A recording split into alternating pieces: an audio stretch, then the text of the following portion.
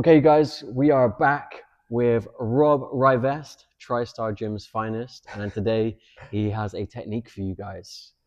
All right, guys. So the end technique is an armbar from Spiderweb guard. We're just going to go on a few different ways. We're going to look at a few different ways that we can get to that position first. What we're looking for is back exposure. And most people, they assume we're just going to jump on the back and start working rear naked chokes and whatnot from there. Um, but instead, we're going to switch into that armbar position to Spiderweb guard. So first off, we'll just start in a leg drag situation. So if I'm able to bring my partner in that leg drag position, I'm stapling down, I know that as soon as I get his shoulder, that one shoulder blade off the mat, I can start getting some back exposure, and I start putting myself behind his back. So I want to get my leg, my right leg in this instance, behind his back, running parallel with his spine. That way Ben can't flatten himself out again. And as my leg is behind his back, then I'd be looking to come around the neck to get my gift wrap. Now, most people, they would just sit him in the lap, and then we would transition to a back attack, which isn't wrong here. But to catch them off guard a little bit, I can get into this armbar position two different ways. So I can pull him onto my lap and lifting his elbow up, his upper body up. This gives me space to bring my leg across high on his body. So not low on his hips, but nice and high on his chest if possible. And I kind of push him into that hole, and it makes it easy to clear my elbow and bring my other leg around. And now we end up in that spiderweb guard position. Let's rotate a little bit, Ben. Now, what I like to do is as soon as I hit this position, I get in this position, that arm inside the elbow here, the crux in the elbow is important, and I'm basing on my own thigh here. So now it's kind of locking that arm in, and then my other hand is going to post on the floor. And that prevents him from stacking me. So if I just keep that Kimura grip once I come here, he can scissor his legs and start stacking on top of me and coming up on top, and then maybe pulling that top leg off, and boom, there we go. So I don't want to lose that position. So once I've brought him into the spiderweb guard position, I'm going to base on my hand here and just kind of lean. This is important that I lean on an angle, not behind me, but kind of on a 45. And that puts tension on his shoulder and his arm, and they're going to be able to feel that tension the whole time. And then maybe they're going to try and do an escape, like a running man escape or something like this, and that forces them, they're going to have to let go of their grip. Once they let go, I just come back to the top of the thumb, both hands. And when I want to finish, also really important, is pinching my knees. When I pinch my knees, if I let go of his hand, you see the angle. I have a really good fulcrum to get that break on the inside of the hip here.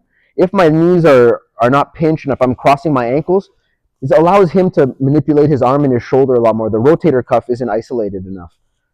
So when I did break that, if he did break the grip himself to try to do one of these escapes, I'm going to pinch my knees together, which isolates the rotator cuff, and then I can look to come in, grab that thumb, making sure it's always facing up, and I'm going to break it on the inside hip to get my finish here. So super important, I'm always pinching my knees. So again, we were in this position, and that time he decided to open up the grip to start doing one of these escapes. And that's kind of the nice part of this position is I don't have to force. Sometimes I don't have to force. Other times when I do need to break the grip, there's a lot of different ways we can do that.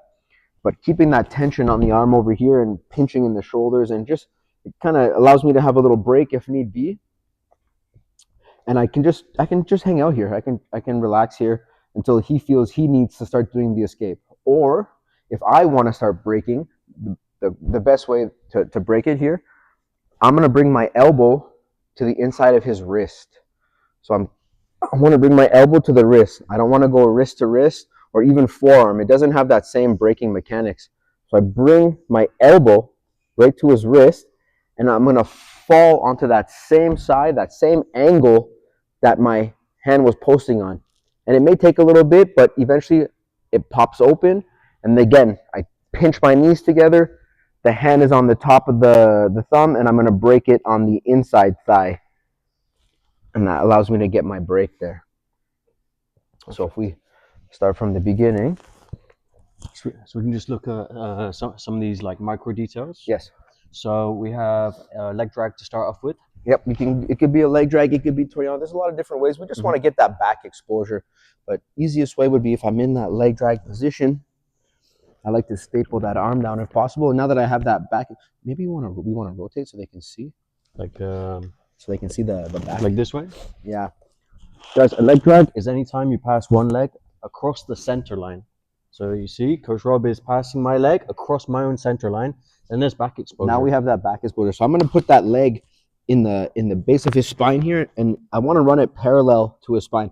I don't want my foot sticking out here, because when I pull him on top of me, if he's a bigger, stronger guy, I can hurt my own knee. So I keep that foot parallel with his spine, and then now I'm going to reach around and get that gift wrap.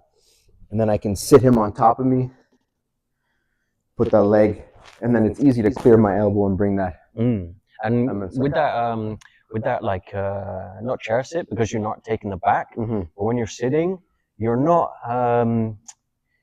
just lying flat on your back, because I'm going to have to come up and, as you said earlier, start stacking you. Yeah. Is it more of just sitting on your hip, right? Yeah, I'm sitting on my hip. I'm bringing him in. I'm bringing him into my lap, essentially.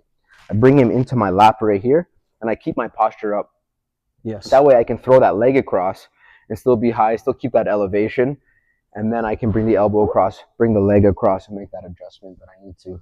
And the beauty behind this move is sometimes it's so hard to finish people from back mount, right? That's exactly it. It's like people got either no neck, or they literally weld the chin onto their shoulder. Or they're really good at hand fighting as well. Yeah, hand fighting.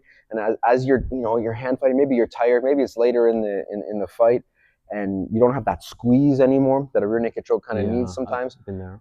For myself, I started developing this armbar because I had wrist injuries. Okay. So it'd be difficult to get that squeeze, and just squeezing just didn't feel comfortable. So I was looking at other ways to get the finish. I get to the back a lot, but I would have difficulty finishing because of my wrist. So we're looking at different ways to finish, and that armbar just kind of flows nicely. A lot of people aren't expecting it either, to transition from the back to that armbar as well. Yeah, nowadays, like, everyone tries to finish from the back, so you almost catch people off guard. Yeah. And because people haven't practiced it as much, their arm lock defense isn't at the same level. And I find it's tricky to defend, and you don't have many options to defend an armbar from that position. There's one or two escapes that most people do, and me being on top, if I do lose that armbar position, I can get into mount again. I can also go back to the back and take back again. If they defend that arm, I can sneak and go behind, and I can end up on the back again if need be. So it's a good position to be in. And in MMA, you can punch from there. It's okay to be in that position for MMA as well. So I find it's not like I'm losing position, as long as I'm always maintaining that head height, having my head up.